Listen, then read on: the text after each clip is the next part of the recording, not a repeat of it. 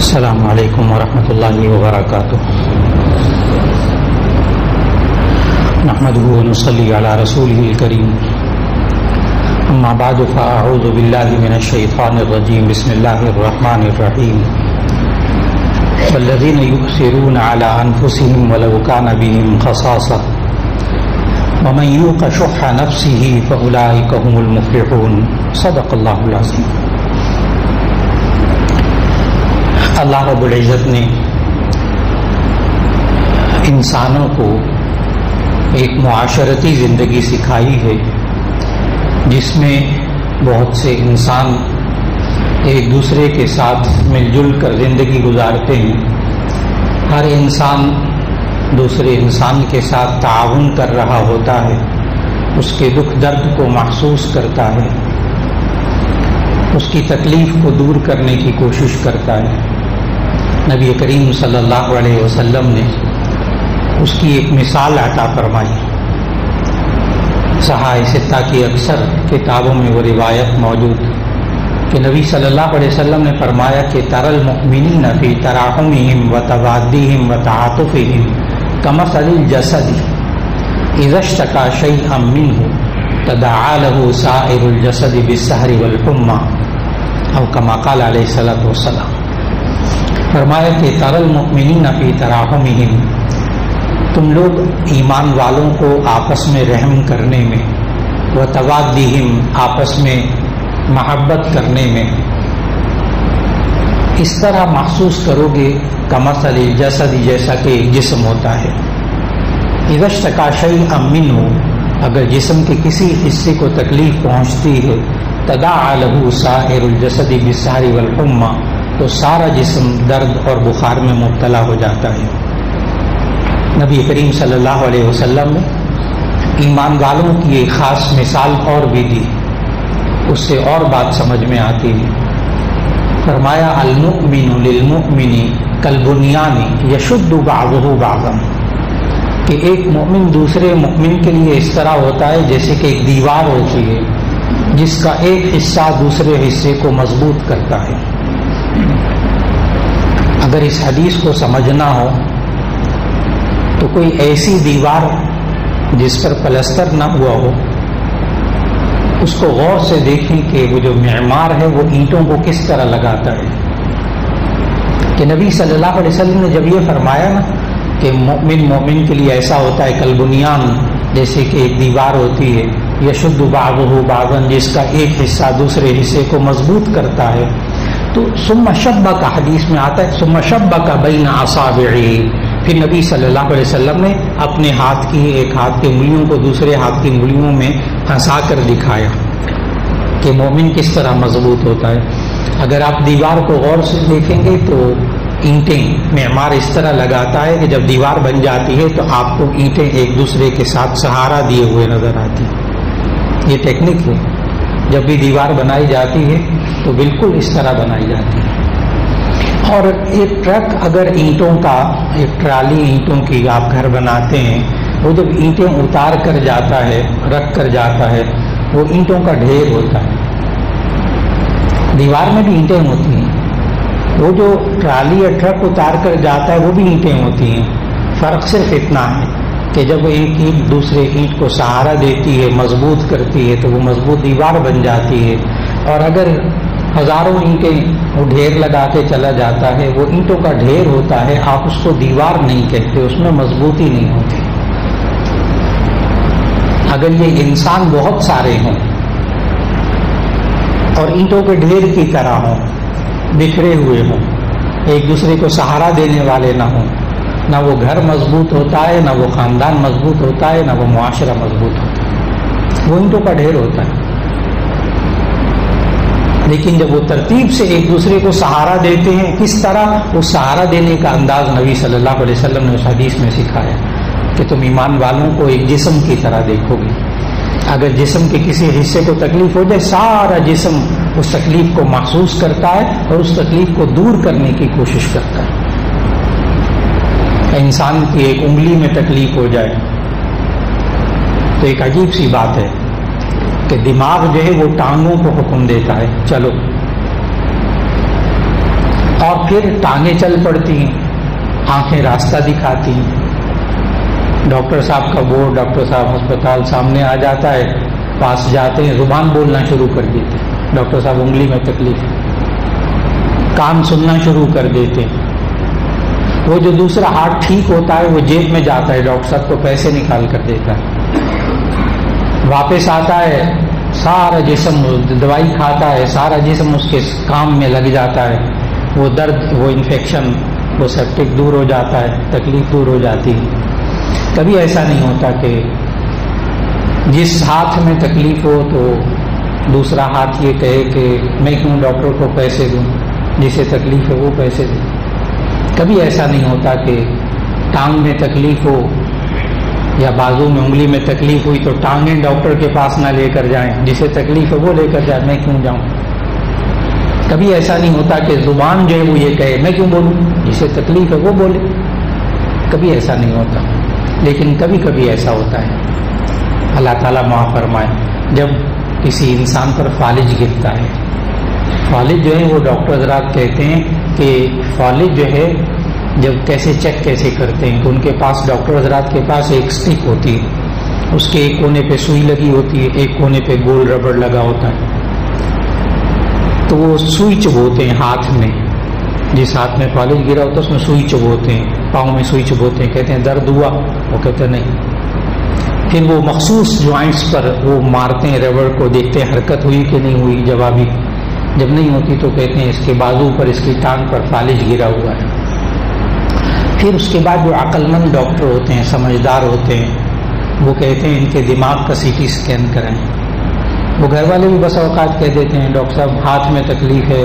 ٹانگ میں تکلیف ہے، آپ اس کے دماغ کا علاج کر رہے ہیں، تو ڈاکٹر حضرات پھر کہتے ہیں نہیں، اس کے دماغ میں اصل میں کلاٹنگ ہو گئی ہے، سارا انسان کا دماغ اللہ نے ایسا بنایا ہے کہ اس کا جو دایاں حصہ ہے دماغ کے دو حصے،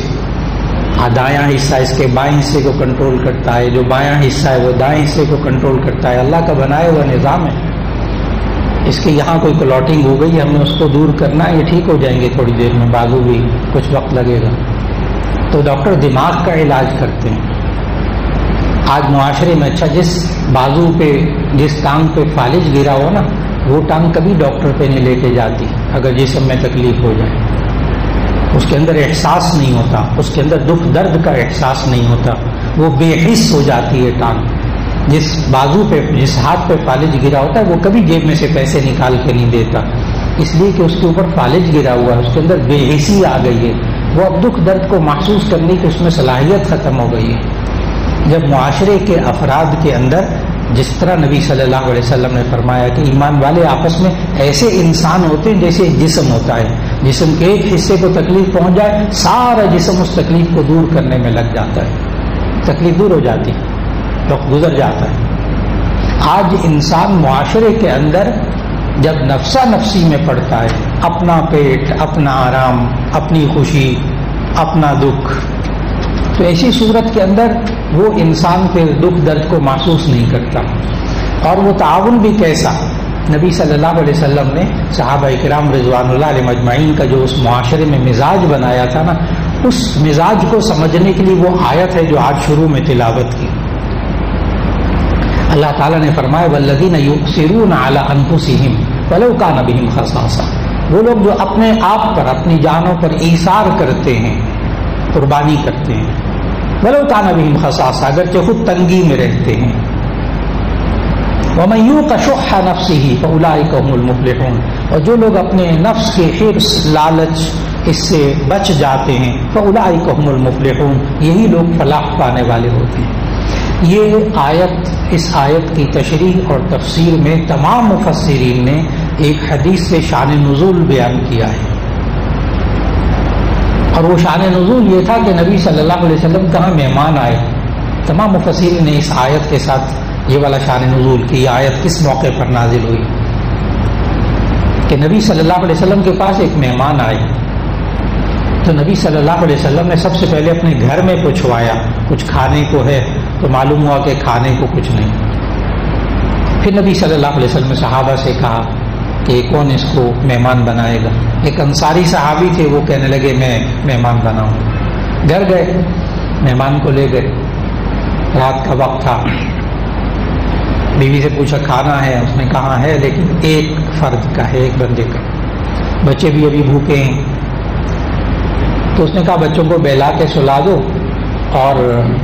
جب وہ مہمان کے سامنے وہ کھانا رکھ دینا اور تھوڑی دیر بعد تم اس دیے کو جو جل رہا ہوگا اس کو ٹھیک کرنے کے بہانے بجھا دینا تو اندھیرا ہو جائے گا، وہ مہمان کھا لے گا، اس کا پیٹ بھر جائے گا، میری خیر ہے۔ چنانچہ بیوی نے بات مانی، بالکل ایسا ہی ہوا، مہمان نے کھانا کھا لیا، ایک بندے کا کھانا تھا۔ صبح جب یہ نبی صلی اللہ علیہ وسلم کی خدمت میں یہ صحابی پہنچے تو اس پر یہ آیت نازل ہوئی، والذین یؤثرون علی انفسہم ولو کان بہم خصاصہ، وہ لوگ کہ جو اپنی جانوں پر ایثار کرتے ہیں۔ ایثار کا معنی اپنی ضرورت، اپنے تقاضے کو دبا کر دوسرے کی ضرورت کو پورا کرتے ہیں۔ آج وقت کا تقاضا ہے، آج ماں الحمدللہ بچوں کے لیے ایثار کرتی ہے تو بچے پلتے ہیں۔ یہ جو نوجوان ہو جاتے ہیں نا، بڑے ہو جاتے ہیں، ان کو نہیں پتا ہوتا کہ ہمارے ساتھ کیا ہوا ہے، لیکن یہ اگر کسی بچے کو دیکھیں، آج کے نوجوان بچے اور بچیاں، تو ان کے اندر احساس ہوگا کہ ہمیں ماؤں نے کیسے پالا، کیسے ہم اپنے آرام کو قربان کیا، کیسے اپنے کھانے کو، اپنی نیندوں کو کیسے قربان کیا اور کیسے ان کو پالا۔ آج وقت کا بہت بڑا تقاضا کہ ہم گھروں کی سطح پہ بھی، جب انسان باپ بھی بہت ایثار کرتا ہے، اپنے آپ کی اپنے آرام کو ختم کر دیتا ہے، اپنی صحت کو بسا اوقات پوری جوانی کو لگا دیتا ہے صرف اولاد کے لیے، اسی طرح ایک گھر کو بچانے کے لیے اگر کوئی انسان ایثار کرتا ہے، قربانی دیتا ہے، اپنی ضرورت، اپنے تقاضے کو دبا لیتا ہے، اللہ تعالیٰ اس گھر کے اندر جوڑ پیدا فرما دیتا ہے، اس گھر کے اندر جوڑ پیدا، آپس میں محبت پیدا ہوتی ہے، ایک دوسرے کا احترام پیدا ہوتا ہے۔ ایک ادارے کے اندر بھی، ایک انسان دوسرے انسان کے، یہ بڑی دور کی بات ہے کہ کسی کو تکلیف پہنچائے، بڑی دور کی بات ہے کسی کو تکلیف پہنچائے، بلکہ اپنی ضرورت، اپنے تقاضے کو دبا کر دوسرے کی ضرورت کو پورا کر دیں۔ ممکن ہے کسی کے ذہن میں یہ باتیں سننے کے بعد آ جائے کہ جی اس سے تو بندے کا اپنا نقصان ہوتا ہے، یہ بالکل ظاہری طور پر نقصان ہوتا ہے، لیکن آپ ہمیشہ بازار میں بھی جاتے ہیں تو کچھ کھو کر کچھ پاتے ہیں۔ آپ کو جوتے بھی چاہیے ہوں تو آپ کچھ پیسے کھوتے ہیں،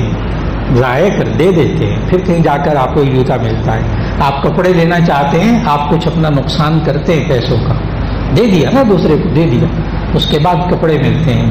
یہ انسان اگر گھر کے اندر محبت اور خوشی لینا چاہتا ہے، آپس میں احترام اور دلوں کے اندر جوڑ پیدا کرنا چاہتا ہے، تو اس کو کچھ تھوڑا سا خرچ کرنا پڑے گا، اپنی ذات، اپنے تقاضے کو تھوڑا سا دبانا پڑے گا۔ یہ اللہ نے نظام بنایا،